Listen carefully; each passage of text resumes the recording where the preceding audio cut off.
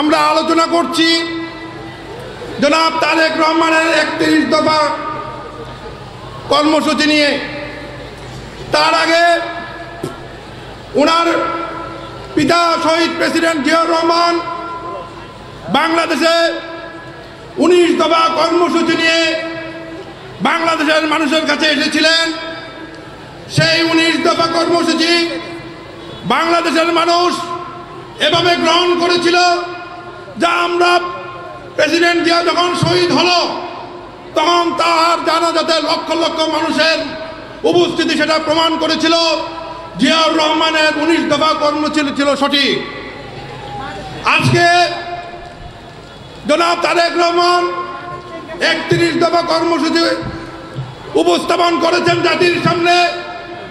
আমরা এই 31 দফা কর্মসূচি নিয়ে জনগণের কাছে যাব।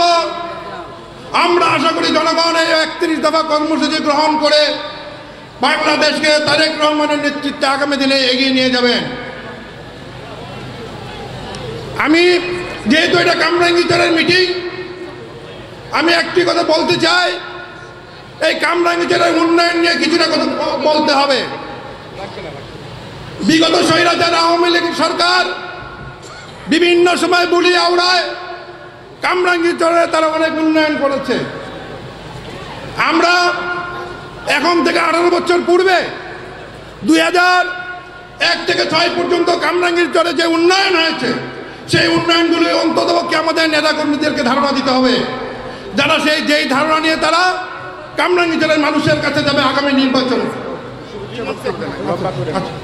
যাই হোক, আমি শুধু বলবো ছোট্ট যে এটা হলো কামরাঙ্গীরচরের রাস্তা, বেড়িবাঁধ, যে মানে পার হাউস, বিদ্যুৎ এবং এই হাসপাতাল, সমস্ত উন্নয়নই, ব্রিজ, সমস্ত উন্নয়ন সেই বিএনপির আমলে হয়েছে। তাই আমি আবার বলতে চাই, আমার বক্তব্যের শেষ প্রান্তে, নির্বাচনের গুঞ্জন উঠেছে, হয়তো আগামী ডিসেম্বরে নির্বাচন হবে। সেই নির্বাচনে ঢাকা 2 আসনের আমাদের সম্ভাব্য প্রার্থী ব্যারিস্টার ইরফান ইবনে আমান অমি, আমরা তার হয়ে যদি নমিনেশন উনি পায়, তার হয়ে পুরা কামরাঙ্গীরচরবাসী তার হয়ে কাজ করব এবং ধানের শীষে ভোট দেব, এই বলে আমার বক্তব্য শেষ করছি। খুদা হাফেজ। বাংলাদেশ জিন্দাবাদ।